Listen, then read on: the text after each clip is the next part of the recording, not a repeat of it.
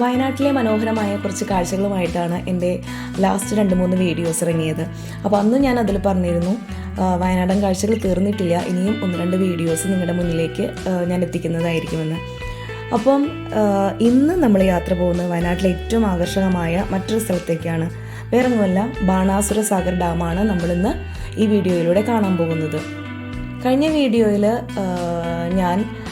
നമ്മൾ വയനാട്ടിൽ സ്റ്റേ ചെയ്ത റിസോർട്ടും അതിനു മുന്നേ എന്നൂരിൻ്റെ കാഴ്ചകളും കാരാപ്പുഴ ഡാമിൻ്റെ കാഴ്ചകളൊക്കെ ആയിട്ടാണ് വന്നത്. അപ്പോൾ ഞങ്ങൾ വയനാട്ടിലെത്തിയിട്ട് ആദ്യം വിസിറ്റ് ചെയ്തത് ആക്ച്വലി ഈ ബാണാസുര സാഗർ ഡാമാണ്. ഈ ഡാം വിസിറ്റ് ചെയ്ത് അതിന് ശേഷമാണ് നമ്മൾ റിസോർട്ടിലേക്ക് പോയതും അവിടെ നമ്മളൊന്ന് ഫ്രഷ് ആയതിനു ശേഷം അടുത്ത സ്ഥലങ്ങളിലേക്കൊക്കെ പോയത്. അപ്പോൾ ലാസ്റ്റ് വീഡിയോ റിസോർട്ടിൻ്റെ വീഡിയോ ആയിരുന്നു, ഡാസിൽ മൗണ്ട് റിസോർട്ട്. അപ്പോൾ അതും കാണാൻ താല്പര്യമുള്ളവർ കണ്ടു നോക്കുക.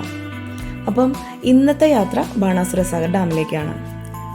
മണ്ണ് കൊണ്ടുള്ള ഇന്ത്യയിലെ ഏറ്റവും വലിയ അണക്കെട്ടും അതുപോലെ ഏഷ്യയിലെ 2ാമത്തെ അണക്കെട്ടുമാണ് ഈ ബാണാസുര സാഗർ ഡാം എന്ന് പറയുന്നത്. ഇതിലേക്ക് എൻട്രൻസ് ഫീ എന്ന് പറയുന്നത്, എൻട്രി ഫീ വരുന്നത് മുതിർന്നവർക്ക് 40 രൂപയും കുട്ടികൾക്ക് 20 രൂപയുമാണ്. അതുപോലെ രാവിലെ 9 മണി തൊട്ട് വൈകുന്നേരം 5 മണി വരെ ഇത് ഓപ്പൺ ആയിരിക്കും. അതുപോലെ നമ്മൾ കാറൊക്കെ പാർക്ക് ചെയ്ത് ഇതിലേക്ക് കടന്നു കഴിഞ്ഞ് കഴിഞ്ഞാൽ നമ്മൾക്ക് നടന്ന് ഈ ഡാമിൻ്റെ ഇതിലേക്ക് കയറാം. അതിനിങ്ങനെ കുറേ സ്റ്റെപ്പുകൾ ഉണ്ട്. ആ സ്റ്റെപ്പുകൾ മുഴുവനും നമ്മൾ നടന്ന് കുറച്ചുണ്ട് കേട്ടോ, അതൊരു 1.5 കിലോമീറ്റർ ഒക്കെ ഉണ്ടെന്ന്, 1.5 കിലോമീറ്ററാണെന്ന് തോന്നുന്നു അതിൻ്റെ ആ ഒരു ദൈർഘ്യം എന്ന് പറയുന്നത്. പക്ഷേ അത് നമ്മൾ അതിൻ്റെ ഒരു ദൂരമോ ക്ഷീണമോ അങ്ങനെയൊന്നും നമുക്ക് ഫീൽ ചെയ്യില്ല. കാരണം അത്രയും ഭംഗിയാണ് ചുറ്റിനും ആസ്വദിക്കാനായിട്ടുള്ളത്. അപ്പോൾ ഇതല്ലാതെ ഇപ്പോൾ നടക്കാനൊക്കെ കുറച്ച് ബുദ്ധിമുട്ടുള്ളവർക്ക്, അല്ലെങ്കിൽ പെട്ടെന്ന് വയനാട് വന്നിട്ട് ഒരുപാട് കാര്യങ്ങളൊക്കെ നമ്മൾ കവർ ചെയ്ത് പോകണം എന്നുള്ളവർക്ക്, ഇവിടെ ഇത് കഴിഞ്ഞിട്ട് വേറെ വിസിറ്റ് ചെയ്യണം എന്നൊക്കെ ഉള്ളവർക്ക് നമുക്ക് അവർ ട്രാവലർ അറേഞ്ച് ചെയ്തിട്ടുണ്ട്. അപ്പോൾ അതിന് ഒരു സ്ഥലത്തേക്ക് മാത്രം വൺ സൈഡ് ആണെന്നുണ്ടെങ്കിൽ 15 രൂപയും റിട്ടേണും കൂടി ഉണ്ടെങ്കിൽ 25 രൂപയുമാണ് ചാർജ് ചെയ്യുന്നത്. ഇപ്പോൾ ഇതേ കണ്ടില്ലേ, അവിടെ സ്റ്റെപ്സ് നിങ്ങൾക്ക് ചെറുതായിട്ട് കാണാം. അതിലൂടെ ഇങ്ങനെ നിറയെ ആൾക്കാർ കയറി പോകുന്നുണ്ട്. എന്ത് ഭംഗിയാന്ന് പറയാൻ നമുക്ക് വർണ്ണിക്കാൻ പറ്റില്ല കേട്ടോ. ശരിക്കും പറഞ്ഞാൽ വയനാട്ടിൽ ഓരോ വീഡിയോ ഇറക്കുമ്പോഴും ഞാൻ ഇത് തന്നെ പറയുന്നുണ്ട്. അത് അത്രയും ഭംഗിയായിരുന്നു. ഈ ഡാമിൻ്റെ ഒരു ഭംഗിയും ആ ഒരു ഇതിൻ്റെ ഒരു പശ്ചാത്തലം എന്ന് പറഞ്ഞു കഴിഞ്ഞാൽ എന്താ പറയുക, ഒരുപാട് പച്ചപ്പ് നിറഞ്ഞ കുറേ കുന്നുകളാൽ ചുറ്റപ്പെട്ട്, പിന്നെ ആ അണക്കെട്ടിൻ്റെ ആ ഒരു ഭംഗിയും, പിന്നെ കുഞ്ഞു കുഞ്ഞു ദ്വീപുകൾ, എല്ലാം കൂടി നമുക്ക് കണ്ണിനൊരു കാഴ്ച തന്നെയാണെന്ന് പറയാം.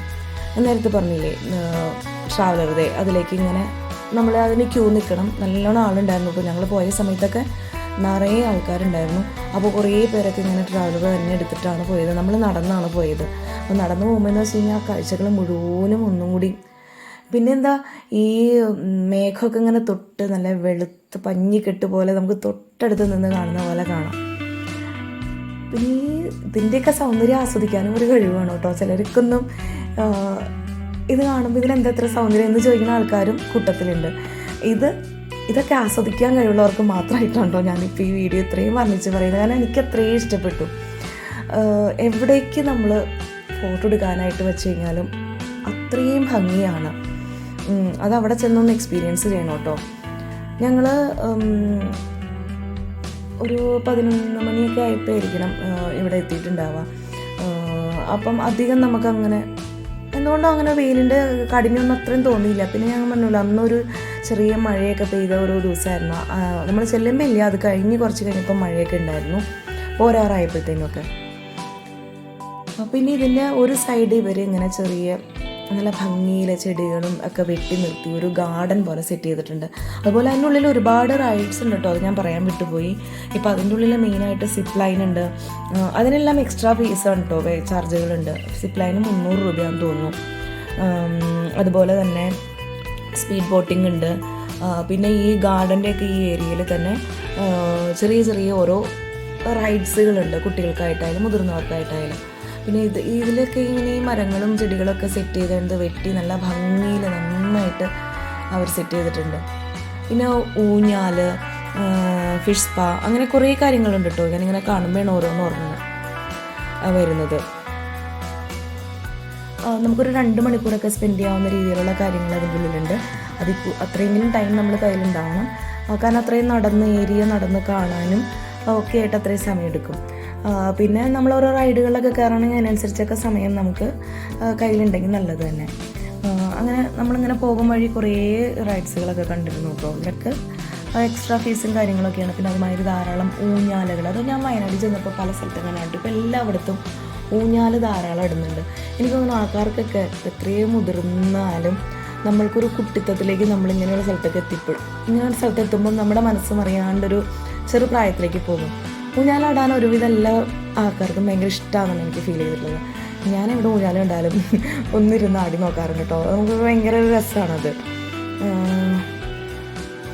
പിന്നെന്താ ഇവിടെ നിന്ന് നോക്കുമ്പോൾ ഒരു കാഴ്ച ആ വെള്ളത്തിൻ്റെയും മേഘക്കെട്ടുകളുടെയും സ്പീഡ് ബോട്ട്, നമ്മളവിടെ നിന്നപ്പോൾ ഇങ്ങനെ സ്പീഡ് ബോട്ടിനൊക്കെ ആൾക്കാർ പോകുന്നത് നമുക്ക് കാണാം. അപ്പോൾ അതിനും ഫീസൊക്കെ കാര്യങ്ങൾ സ്പെഷ്യലായിട്ടുണ്ട്. എല്ലാത്തിനും നമ്മൾക്ക് അവിടേക്ക് ജസ്റ്റ് ഒന്ന് കയറാനുള്ള ഫീസാണ് ഞാൻ നേരത്തെ പറഞ്ഞ 40 രൂപ എന്ന് പറയുന്നത്. പിന്നെന്താ, ഇനി നിങ്ങൾ കാണുക, ആസ്വദിക്കുക. അപ്പം ഇപ്പോഴും തീർന്നിട്ടില്ല വയനാടൻ കാഴ്ചകൾ. ഇനിയും ഒരു 1-2 വീഡിയോ കൂടി ചിലപ്പോൾ ഞാൻ അടുത്ത് ഇടുന്നതായിരിക്കും. അപ്പോൾ കാണാൻ താല്പര്യമുള്ളവരൊക്കെ മുന്നേ ഞാൻ ചെയ്ത വീഡിയോകൾ, അതായത് എന്നൂർ, അത് ഭയങ്കര രസമാണ് അവിടുത്തെ കാഴ്ചകളെന്ന് പറയാൻ, അത് കാണുക. പിന്നെ കാരാപ്പുഴ ഡാം, അത് വേറൊരു ബ്യൂട്ടിയായിരുന്നു. കാരാപ്പുഴ ഡാമിൽ കൂടുതലും എനിക്ക് കൂടുതലും ഇഷ്ടം തോന്നിയത് അവിടുത്തെ ഗാർഡൻ തന്നെയായിരുന്നു. അത്രയും ഭംഗിയായിട്ടാണ് അവിടുത്തെ ഗാർഡൻ സെറ്റ് ചെയ്തിട്ടുള്ളത്.